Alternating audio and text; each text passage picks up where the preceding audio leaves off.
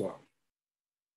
Vous êtes au rendez-vous et nous sommes tellement heureux, toute l'équipe de Foyer d'Espérance, de vous retrouver pour ce rendez-vous qui devient maintenant habituel puisque nous sommes déjà au 3e jeudi que nous nous retrouvons autour de ce thème, ce grand thème, Jésus, l'espérance vivante.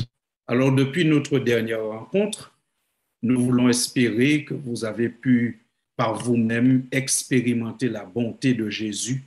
Vous avez pu gratter, fouiller la parole de Dieu et vous avez trouvé certainement des pépites d'or, des merveilles de la parole de Dieu, des encouragements. Il y a dans la parole de Dieu, certes, des phrases, des textes, des expressions qui sont parfois pas très familières, que nous ne pouvons pas comprendre très facilement. Mais vous savez, quand vous lisez la parole de Dieu, l'essentiel est simple et clair. Tout ce qui est essentiel concernant la parole de Dieu est présenté de manière très simple et très claire. L'amour de Dieu n'est pas présenté de manière compliquée dans la Bible. La Bible déclare que Dieu est amour. La Bible déclare encore que Dieu nous a tellement aimés qu'il a donné Jésus-Christ pour nous sauver.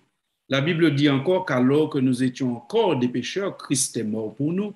Et la Bible dit encore qu'en Jésus-Christ, nous avons le pardon de nos péchés. Les choses essentielles sont simples et claires dans la parole de Dieu.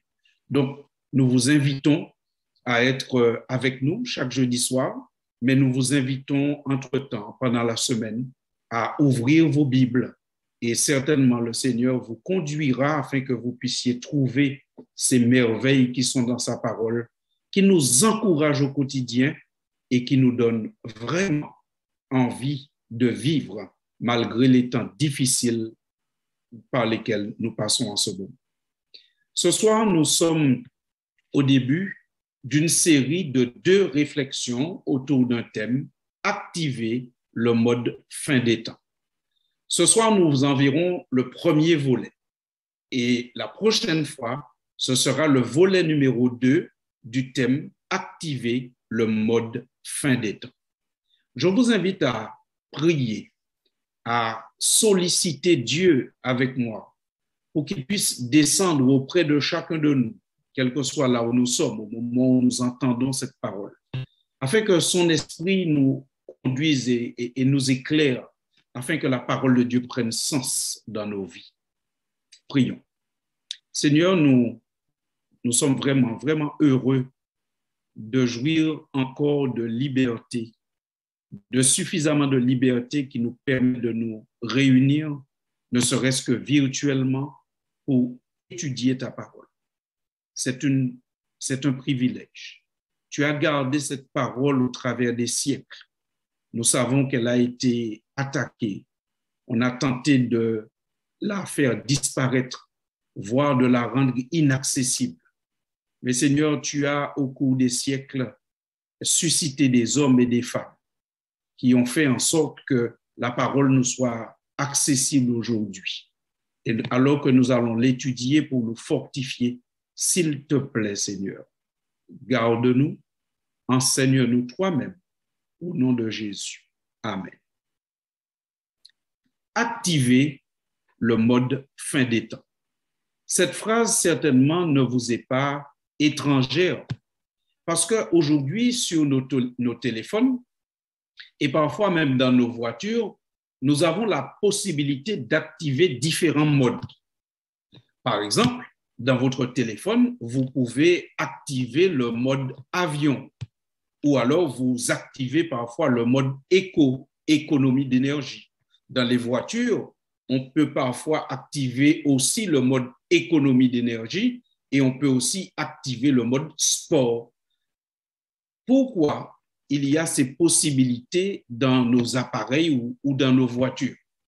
Eh bien, simplement parce que ces options nous permettent d'adapter l'utilisation de l'appareil à la situation et au contexte. Nous sommes dans un avion, ou nous sommes dans une réunion, ou nous sommes dans le cabinet d'un médecin, alors nous activons le mode avion. Cela permet que nous ne puissions pas être dérangés à ce moment si important. Donc, quand on active un mode en fonction d'un contexte. On utilise l'appareil en fonction du contexte dans lequel nous sommes. Quand on active le mode éco sur nos téléphones, économie d'énergie, c'est parce que nous avons besoin de préserver ce qui reste de charge dans la batterie. Et donc, en activant le mode éco, eh bien, nous allons automatiquement désactiver plusieurs applications ou plusieurs possibilités de l'appareil pour conserver l'énergie que nous avons afin de l'utiliser pour l'essentiel. Maintenant, la question se pose pas seulement pour nos appareils, mais pour nous. En ce début du XXIe siècle, y a-t-il un contexte particulier qui nous incite à adopter un mode de vie particulier? Est-ce que le contexte dans lequel nous vivons nous incite à activer un mode particulier, un mode de vie particulier? Alors, sans hésitation, nous répondons oui. Nous vivons un contexte particulier. Ce contexte particulier, certainement, demande que nous puissions activer un mode particulier, que nous puissions adopter un mode de vie particulier. Eh bien, le contexte, c'est la fin des temps. Nous vivons, chers amis, la fin des temps. Lorsqu'on emploie cette expression fin des temps, ce n'est pas parce qu'on est un catastrophiste, mais c'est simplement parce qu'on est attaché à la parole de Dieu. Parce que la Bible parle de ce temps, c'est-à-dire de la fin des temps, de ce temps qui, selon la Bible, a commencé depuis la première venue de Jésus. Oui, vous entendez bien, la Bible nous fait comprendre que la fin des temps a commencé depuis la première venue de Jésus. Nous pouvons nous en rendre compte en lisant 1 Pierre, la première lettre de Pierre, au chapitre 1er, à partir du verset 18 jusqu'au verset 20. Nous lirons ce texte ensemble. 1 Pierre, chapitre 1er, à partir du verset 18 jusqu'au verset 20. Voici ce qui est dit. La Bible dit, sachant que ce n'est pas par des choses périssables, par de l'argent ou de l'or, que vous avez été rachetés de la vaine manière de vivre que vous aviez hérité de vos pères. Verset 19. Mais par le sang précieux de Christ, comme d'un agneau sans défaut et sans tache. Verset 20, prédestiné. Donc, Christ a été prédestiné avant la fondation du monde et manifesté à la fin des temps à cause de vous. Vous avez bien entendu. La Bible dit ici, dans la première lettre de Pierre au chapitre 1er, que ceux qui veulent sont rachetés. Nous avons été rachetés par Dieu. Nous avons été délivrés, libérés de l'emprise du péché. Et la Bible nous dit que cela se fait par Jésus-Christ. Et que le plan du salut, le plan pour que Jésus nous délivre de l'emprise du péché, ce plan a été conçu bien avant la fondation du monde. C'est-à-dire qu'avant même de créer l'homme, Dieu se dit, je crée un plan. Il y a une disposition, une démarche au cas où l'homme tombe dans le péché. Et ça n'a pas raté. Mais vous avez noté surtout le verset 20 que nous pouvons revoir, parce que c'est celui-là qui nous intéresse. 1 Pierre 1, verset 20, la Bible dit bien que Christ a été prédestiné pour accomplir la démarche du salut avant la fondation du monde et qu'il a été manifesté à la fin des temps. Donc, nous pouvons dire que depuis la venue de Jésus, la Bible considère que nous sommes dans la fin des temps, dans la période de la fin. Et quand nous allons un peu plus loin, dans 1 Corinthiens 10 au verset 11, l'apôtre Paul, qui a rencontré Jésus-Christ, lui aussi, il parle de la fin des temps. Dans 1 Corinthiens 10 au verset 11, il dit « Ces choses leur sont arrivées pour servir d'exemple. Et elles ont été écrites pour notre instruction à nous qui sommes parvenus à la fin des temps. » L'apôtre Paul vivait au 1er siècle. Il a eu l'occasion d'être, on pourrait dire, un des premiers persécuteurs de l'Église chrétienne et un des premiers apôtres. il a vécu du temps de Jésus. Et l'apôtre dit, en parlant de l'histoire du peuple d'Israël, vous voyez tout ce qui est arrivé à Israël, tout ce que vous lisez dans l'Ancien Testament, tout cela est arrivé pour servir d'exemple. Et ces choses ont été écrites pour notre instruction à nous qui sommes parvenus à la fin des siècles. Donc, par conséquent, l'apôtre Paul, dans son temps déjà, il disait, nous sommes à la fin des siècles, nous sommes à la fin des temps. Alors, nous pouvons même dire que nous vivons bien la fin des temps et peut-être même que nous pourrions dire que nous vivons la fin de la fin des temps, parce que la fin des temps a commencé depuis la première venue de Jésus, donc il y a déjà bientôt 2000 ans. Donc, ce qui signifie plus de 2000 ans, pardon. Donc, ce qui signifie que nous pouvons dire que nous vivons déjà la fin de la fin des temps. Ça fait un moment que la fin a commencé. Il faut donc se rendre compte que nous sommes dans un contexte fin des temps. Et dans ce contexte, il faut activer le mode fin des temps. Il faut vivre en mode fin des temps. Et la question à laquelle nous allons tenter de répondre ce soir et lors de notre prochaine rencontre, vivre en mode fin des temps, qu'est-ce que cela signifie? Comment on vit quand on vit en mode fin des temps?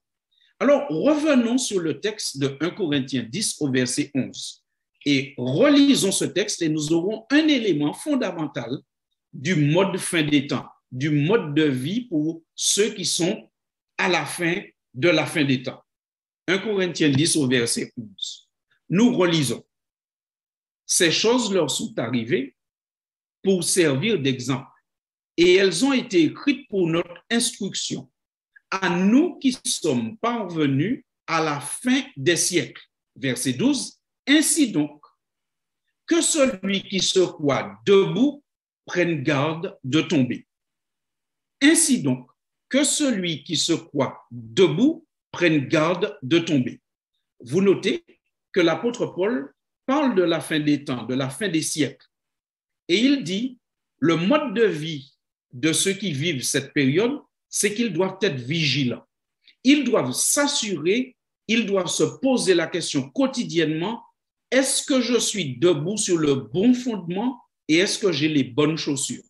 Celui qui vit à la fin des temps ne vit pas la fleur au fusil. Il ne vit pas naïvement.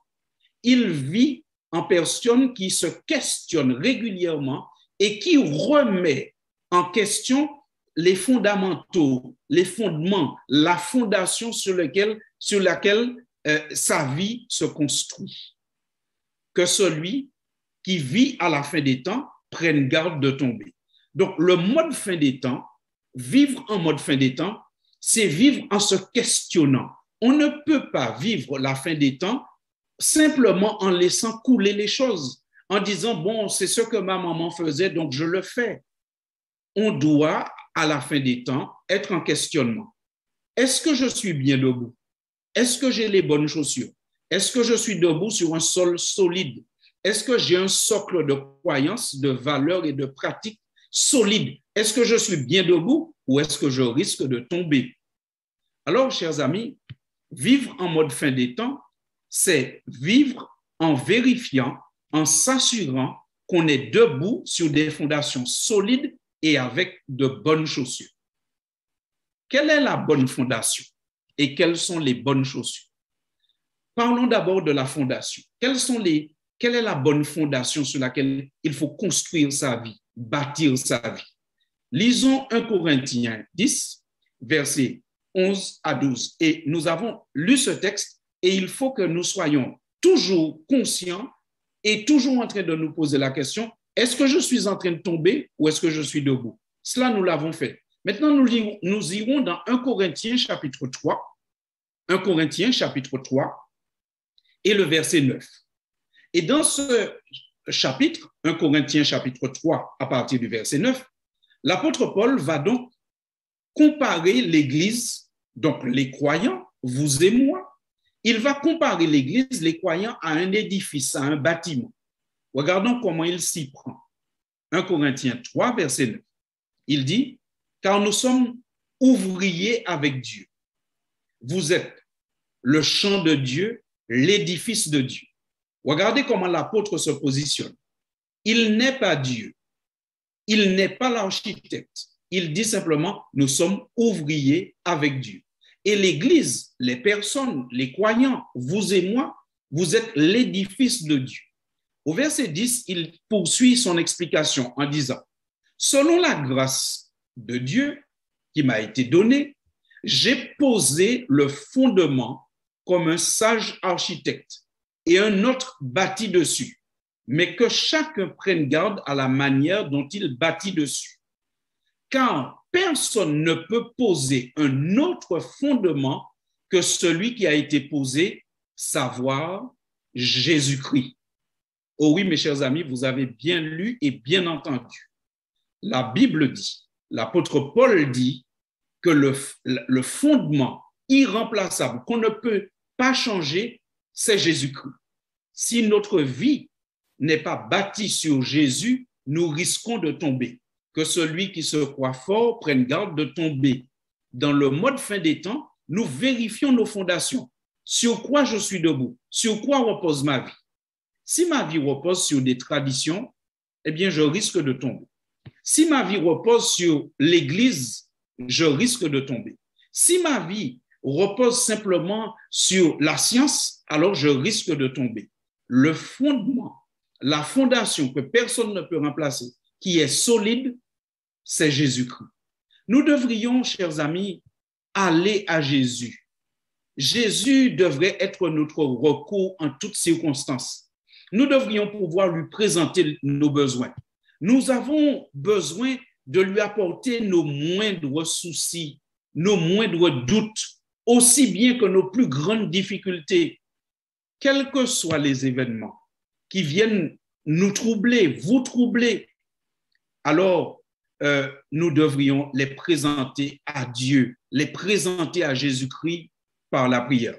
Nous pouvons, vous savez, en toute confiance, dire tout à Jésus. D'ailleurs, nous avons un chant que nous aimons chanter dans les églises chrétiennes. Oui, dis tout à Jésus. Nous pouvons tout lui dire. Nous pouvons partager avec Jésus-Christ tout. Lui dire tout ce qui nous fait du tort. Et lorsque nous nous assemblons, eh bien, nous devons croire que Jésus est au milieu de nous. C'est comme ce soir, nous sommes assemblés, nous avons prié. Eh bien, nous devons croire que Jésus est à côté de chacun de nous, qu'il nous assiste, qu'il est au milieu de nous. Eh bien, nous devons aussi croire que le Christ est toujours disposé à nous bénir. Nous devons détourner les yeux de notre propre personne, mes amis. Nous ne pouvons pas être le fondement de nous-mêmes. Nous ne pouvons pas nous appuyer sur nous-mêmes. Vous savez, dans la Bible, il y a un homme qui se prenait pour le fondement de lui-même. C'est le roi Nebuchadnezzar qui était le roi de Babylone. Le symbole de Babylone, c'est l'homme qui s'appuie sur lui-même, l'homme qui s'appuie sur l'homme, l'homme qui prend sa science pour appui et qui écarte Dieu. Le roi de Babylone, quand il parlait, il contemplait ce qu'il avait pu réaliser. Il disait, n'est-ce pas ici Babylone que j'ai construit pour la gloire de ma magnificence? C'était lui, le centre de lui-même et le fondement de lui-même. C'est une caractéristique de notre société, l'orgueil de l'homme. L'homme qui croit que par sa science et par ses performances, il peut tout régler, tout gérer. Mais nous avons le résultat devant nous. On dirait que plus notre science augmente, plus notre peine et nos misères augmentent. Donc, l'homme ne peut pas être le fondement de lui-même. Nous devons détourner les regards de nous-mêmes et nous devons poser les regards sur Jésus. Nous devons nous rappeler que Dieu a manifesté un amour incomparable en Jésus. Et si nous contemplons ce Dieu suffisamment souvent et suffisamment longtemps, eh bien, finalement, nous pourrons même nous décentrer de nos maux et nous concentrer sur Dieu. Et au lieu de nous plaindre indéfiniment, nous passerons plus de temps à exalter Dieu pour sa bonté, son amour, son œuvre passée et son œuvre à venir. Et puis, chers amis, quand vous allez à Dieu, eh bien, rappelez-vous que Dieu n'a pas besoin que nous l'informions de nos besoins. Dieu sait toutes choses. Il sait ce qui se passe au plus profond de nos cœurs. Quand nous allons à Dieu, ne lui faites pas de sermon, mais soyez bref, soyez direct, soyez précis. Réclamez ce dont vous avez besoin avec confiance, avec assurance. Et le Seigneur qui est bon vous accordera toutes les bénédictions nécessaires. Chers amis, nous sommes parvenus à la fin des temps. Et parvenus à la fin des temps, nous devons activer le mode de vie fin des temps. Le mode de vie fin des temps comprend une première étape, considérer Jésus comme la fondation, le fondement, le socle sur lequel je bâtis ma vie et je bâtis mes croyances, mes pratiques. Lisons encore la Bible. Et lisons cette fois-ci dans Colossiens chapitre 2. Colossiens chapitre 2 à partir du verset 8. Dans ce passage de la Bible, l'apôtre Paul va encore nous montrer, inspiré qu'il était par le Saint-Esprit, que Jésus doit être le fondement de notre vie. Colossiens 2, verset 8. Lisons ce texte. Prenez garde que personne ne fasse de vous sa proie par la philosophie et par une vaine tromperie, s'appuyant sur la tradition des hommes et sur les rudiments du monde et non sur Christ. Les mots qu'il emploie sont forts. Il dit, prenez garde que personne ne fasse de vous sa proie. Nous avons l'habitude d'utiliser ce mot proie lorsque nous assistons à une partie de chasse. Nous disons que la gazelle, c'est la proie du lion. C'est-à-dire, vous imaginez, le mot proie, c'est une bête plus faible qui est coincée entre les griffes et la mâchoire d'un prédateur. Et l'apôtre Paul utilise ce terme. Prenez garde que personne ne fasse de vous sa proie. Mes chers amis, il faut que nous soyons conscients que nous vivons dans un monde qui est divisé en deux camps et qu'il y a des personnes qui ont diverses motivations, qui cherchent à nous coincer entre leurs griffes et entre leurs mâchoires. Et la Bible nous dit, faites attention à ces personnes.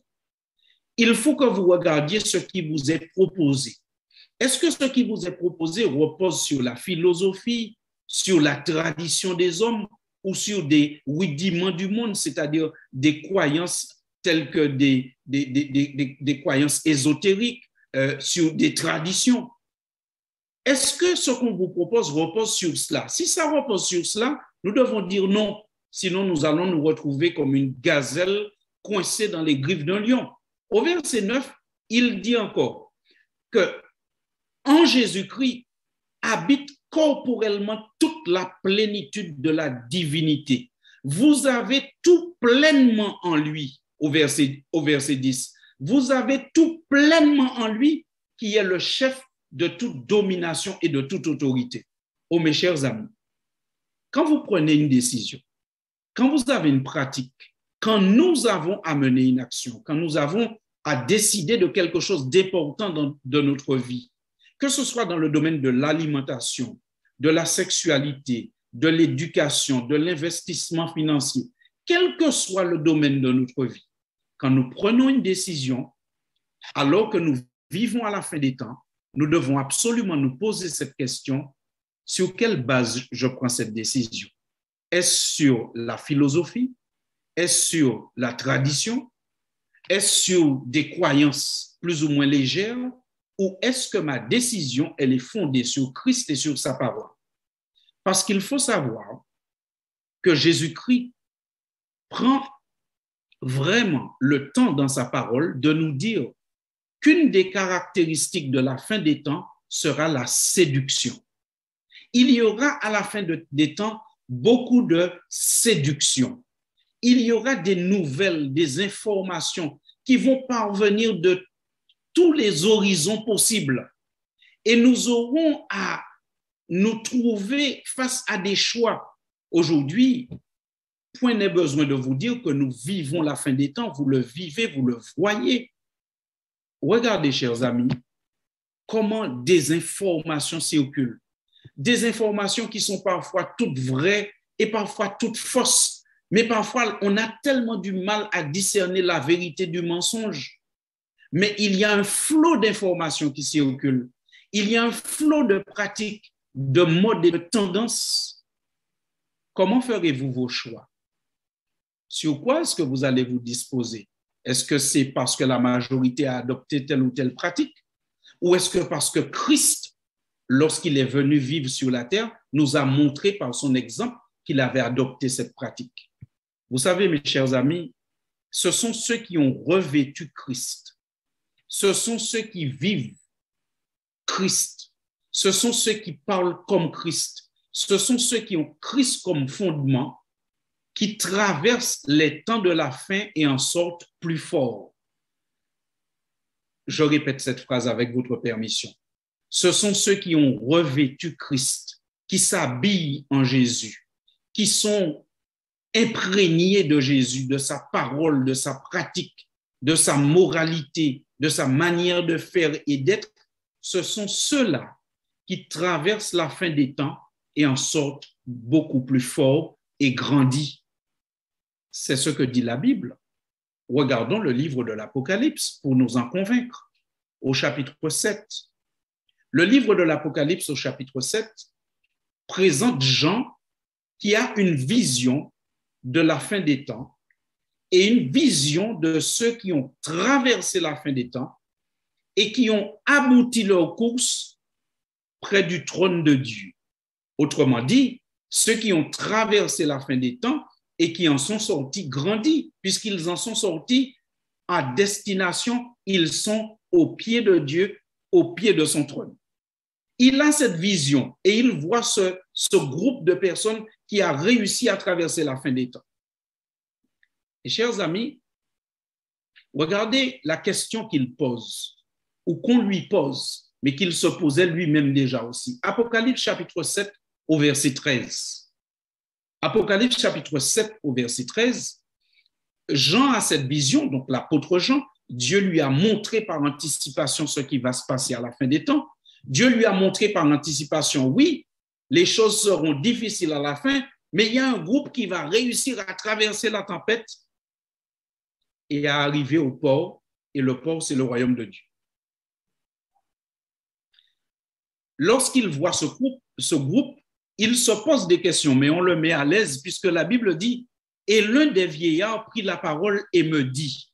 L'un des vieillards, c'est un personnage qui est déjà dans le ciel. L'un des vieillards prit la parole et me dit « Ceux qui sont revêtus de robes blanches, qui sont-ils et d'où sont-ils venus ?» Remarquez la double question. On lui dit « Jean, mais tu es en train d'assister à une scène.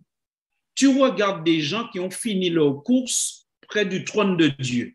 Mais ces gens-là, est-ce que tu te poses la question, qui sont-ils et d'où sont-ils venus ?» Chers amis, cette question, elle s'adresse ce soir non plus à Jean, mais à vous et à moi. Est-ce que nous nous posons la question, les gens qui vont atterrir près du trône de Dieu, les gens qui vont traverser la fin des temps, mais qui vont aboutir au salut, c'est-à-dire à être dans le royaume de Dieu, qui sont-ils et d'où sont-ils venus? Vous et moi, je suis sûr que nous avons envie d'être un jour dans le royaume de Dieu. D'ailleurs, si vous n'aviez pas envie d'être dans le royaume de Dieu, vous ne seriez pas en train d'écouter ce message. Si vous écoutez ce message ce soir, si vous partagez cette étude biblique avec nous, c'est que vous avez l'ambition d'être dans le royaume de Dieu. Parce que ne me dites pas que vous êtes là parce que vous n'avez rien d'autre à faire. Ce n'est pas vrai. Il y a plus de 150 chaînes de télé disponibles, même si à certains endroits, il y a le couvre-feu qu'on ne peut pas sortir, mais il y a 1000 autres choses que vous auriez pu faire. Si vous êtes là, c'est que vous avez envie d'être dans le paradis. Vous avez envie de connaître Dieu. Et la question est là. Les gens qui sont au paradis, qui sont-ils et d'où sont-ils venus? Regardons la réponse. Au verset 14, Apocalypse 7 au verset 14.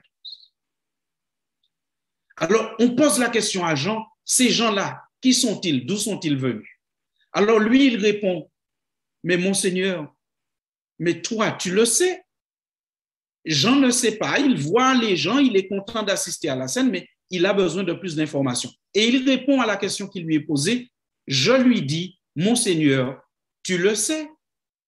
Et il me dit, donc on lui donne la réponse maintenant, et il me dit, ce sont ceux qui viennent de la grande tribulation. Ils ont lavé leurs robes et ils les ont blanchis dans le sang de l'agneau. Restons quelques secondes sur ce verset. Les personnes qui traversent la fin des temps et qui aboutissent au royaume de Dieu, notez qui sont-ils et d'où sont-ils venus? Répondons à la deuxième question. D'où sont-ils venus? Ils viennent de la grande tribulation. Notez bien, il n'est pas dit ils viennent d'une grande tribulation. En parlant de ce groupe-là, on dit qu'ils viennent de la grande tribulation. C'est-à-dire que dans l'histoire du monde, il y a eu plusieurs périodes difficiles. Mais à la fin des temps, il y aura une tribulation particulière. La vie sera particulièrement complexe et difficile, tellement complexe et difficile qu'on appelle cette période la grande tribulation. Donc, par conséquent, mes chers amis, la fin des temps ne sera pas forcément une partie de plaisir. Ce sera compliqué à bien des égards. Et pour vous en convaincre, lisez l'évangile de Matthieu au chapitre 24 et au chapitre 25 et vous verrez qu'il y aura vraiment des choses compliquées qui vont se passer dans l'histoire des hommes. Mais est-ce que tous les hommes seront anéantis par cette situation? Absolument pas. Certains ne seront pas anéantis. Qui sont ceux qui ne seront pas anéantis? Reprenons le verset 14. Ce sont ceux qui ne seront pas anéantis, ce sont ceux qui viennent de la grande tribulation. Ils ont lavé leurs robes et ils les ont blanchis dans le sang de l'agneau. Vous avez bien compris que ceux qui traversent la grande tribulation et qui en sortent grandis, ce sont ceux qui ont revêtu Christ. Leur robe, leur vie, leur caractère, leur pratique, leurs pensées, leurs croyances, tout cela a été trempé dans le sang de Jésus, lavé dans le sang de Jésus. Autrement dit, ce sont des personnes qui sont debout sur un fondement, un seul et unique fondement, un fondement inébranlable, Jésus-Christ. Ils vivent comme Jésus, ils mangent comme Jésus, ils parlent comme Jésus, ils travaillent comme Jésus, ils ont une moralité à l'image de celle de Jésus. Chers amis, parvenus à la fin des temps, nous devons activer le mode fin des temps. Et le mode fin des temps consiste à se poser la question: sur quel socle ma vie repose? Est-ce sur les rudiments du monde, la tradition, la philosophie ou sur Christ et sa parole? Le monde ne veut pas le reconnaître, mais le monde a besoin de Jésus. Jésus est la solution. Jésus est le fondement. Jésus est le sauveur et en dehors de lui, il n'y a point de sauveur. Chers amis, ce soir, que chacun de nous, alors que nous écouterons maintenant un chant qui dit justement en résumé tout ce que nous venons de dire, ce soir, reconnaissons que plus la société met Jésus de côté, plus les familles mettent Jésus de côté et ses principes, plus le désordre et le chaos s'installent. Mais nous avons une espérance au milieu du chaos, c'est que Jésus est encore vivant. Il peut agir pour des hommes, des femmes, des jeunes, des familles, voire même une société, à condition que Jésus devienne le fondement sur lequel nous bâtissons notre vie, nos croyances et nos pratiques. Écoutons ce chant et méditons. Avant de répondre à la deuxième question, nous avons déjà trouvé le bon fondement. Maintenant, il nous restera à trouver la bonne chaussure.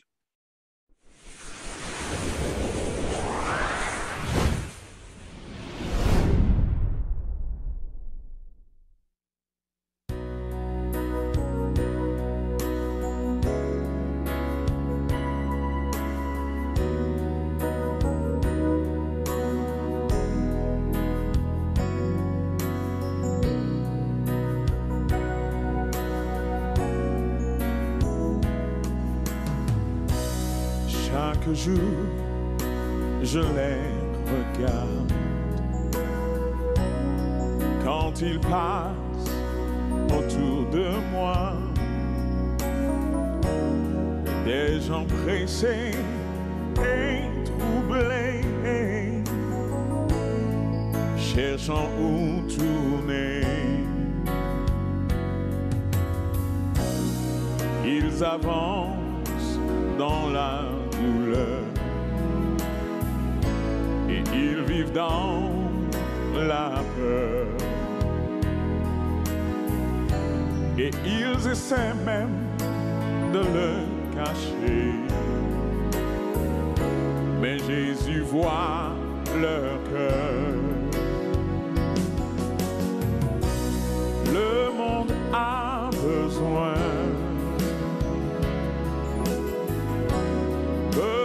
du Seigneur. Quand il n'y a plus d'espoir,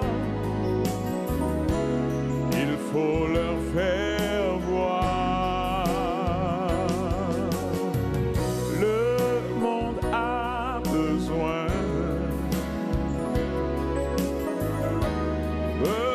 du Seigneur.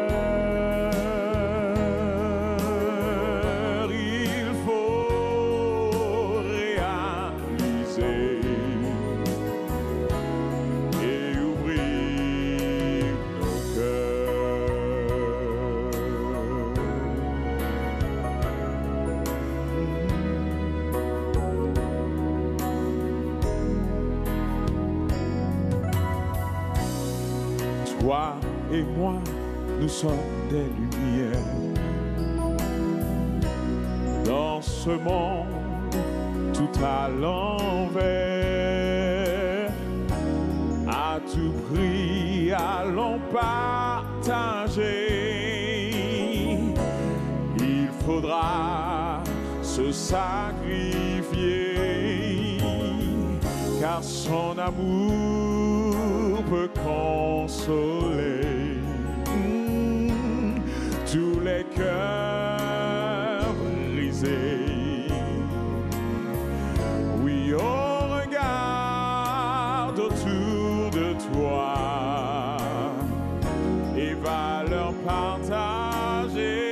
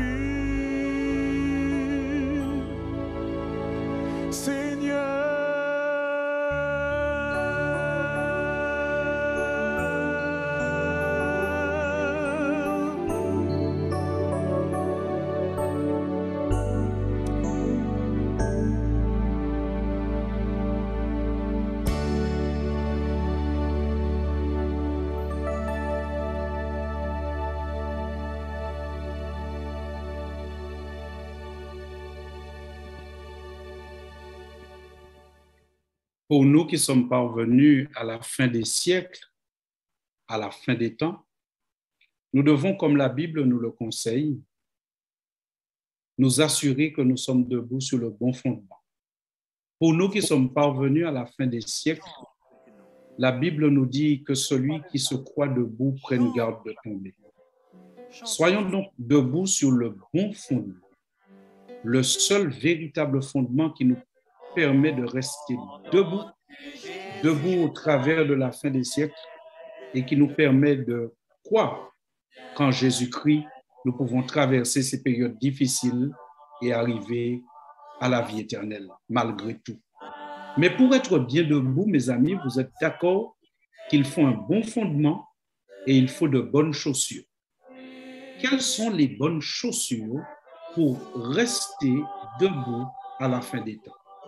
Lisons dans Éphésiens chapitre 6 au verset 15. La Bible nous donne la bonne chaussure à porter. La bonne chaussure pour être bien debout, bien campé. Eh bien, la bonne chaussure se trouve dans Éphésiens 6 au verset 15 où la Bible dit « Mettez pour chaussure à vos pieds le zèle que donne l'évangile de paix. » Mettez pour chaussure à vos pieds le zèle que donne l'évangile de paix. Alors, il faut prendre le bon fondement, c'est Jésus-Christ, sa parole, ses valeurs, ses croyances, ses pratiques, c'est le bon socle pour bâtir sa vie. Et la bonne chaussure pour être bien debout, c'est le zèle que donne l'évangile de paix. Alors peut-être que nous allons nous poser la question, mais c'est quoi le zèle que donne l'évangile de paix? La Bible elle-même répond dans Romains chapitre 12 au verset 11. La bonne chaussure est encore détaillée. La bonne chaussure, c'est le zèle. C'est cette chaussure que nous devons avoir à nos pieds pour être bien debout, pour marcher correctement. C'est quoi ce zèle? Romains 12, verset 1er dit « Ayez du zèle et non de la paresse. Soyez fervents d'esprit, servez le Seigneur. » Le zèle, c'est le contraire de la paresse. Le paresseux, il est indolent, il se pose beaucoup de questions et finalement, quand il finit par prendre une décision, le soleil est déjà couché, il n'a rien fait. Par contre, celui qui est zélé, il est fervent d'esprit, il sert le Seigneur, il a de la promptitude dans ses décisions, il les met en pratique et il va jusqu'au bout. Regardez ce même verset, Romains 12, verset 11, dans deux autres traductions de la Bible pour affirmer, pour renforcer notre affirmation. Dans la Nouvelle Bible seconde, eh bien, voici comment ce texte est rendu. Ne soyez pas paresseux, mais empressés. Donc, quelqu'un qui est zélé pour la Bible, c'est quelqu'un qui est empressé. Soyez fervents d'esprit. Servez le Seigneur comme des esclaves. Et encore dans la Nouvelle Bible en français courant, regardez encore l'éclairage qui nous est apporté sur ce texte. Ayez un esprit plein d'ardeur. Ici et maintenant, soyez prêts à servir le Seigneur avec un cœur plein d'ardeur. Pas demain, pas après, pas quand je serai en retraite, pas quand la COVID sera terminée, pas quand j'aurai terminé ma maison, mais ici et maintenant, il nous faut être prêts à servir le Seigneur. Alors, chers amis, alors que nous sommes parvenus à la fin de notre étude, nous voulons résumer ce que la Bible nous a dit. La Bible nous a fait comprendre ce soir, avec l'aide du Saint-Esprit qui a inspiré cette Bible, que nous sommes à la fin de la fin des temps. La Bible nous disait que nous sommes parvenus à la fin des temps et que c'est un contexte particulier, et ce contexte particulier réclame de nous un mode de vie particulier. Nous devons donc activer le mode fin des temps. Nous devons vivre dans un monde fin des temps. Et ce mode fin des temps, consiste premièrement à s'assurer du fondement sur lequel nous avons construit notre vie, nos croyances, notre famille, nos valeurs, nos pratiques éthiques et morales. Nous avons besoin de fonder cela sur Jésus-Christ, non sur la philosophie, non sur la superstition, non sur les traditions, mais sur Jésus-Christ et sa parole.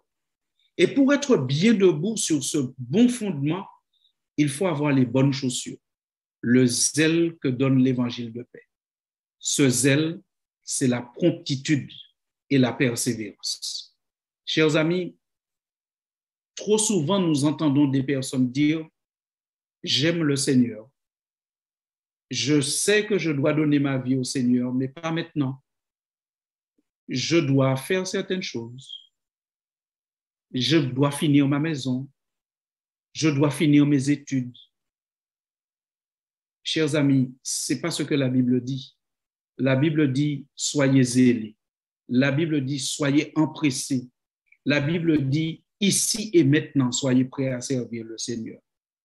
Alors, tout simplement, en étant l'interprète de cette parole ce soir, nous voulons vous inviter à prendre ce soir, ici et maintenant, la décision d'appartenir à Jésus, de reposer votre vie sur Jésus, de construire votre vie familiale, spirituelle, affective, professionnelle, de construire cela sur Jésus et selon les principes édictés par Jésus dans sa parole. Oui, chers amis, ne renvoyez pas cette décision à demain. Ne la renvoyez pas à la semaine prochaine. Prenez-la ici et maintenant. Prenez-la ce soir. Vous avez de nombreux numéros qui vous sont donnés. Il y a de nombreux pasteurs et serviteurs de l'Éternel qui sont très désireux de vous accompagner, quel que soit le territoire sur lequel vous habitez. Appelez l'un de ces numéros, en préférence ceux qui commencent par 0690. Appelez un de ces numéros et vous serez redirigé. Vous habitez en Martinique, vous serez redirigé. Vous habitez en Guyane, vous serez redirigé. Vous habitez en France, vous serez redirigé. Un serviteur de l'Éternel prendra contact avec vous et vous accompagnera. Mais je vous en prie, ne renvoyez pas à demain. Soyez empressés. C'est ici et maintenant. Soyez zélés pour le Seigneur. Dieu nous a fait don de Jésus-Christ comme fondement pour notre vie. Il est un exemple. Jésus est un fondement pas seulement par ses discours, mais Jésus est un fondement par son exemple.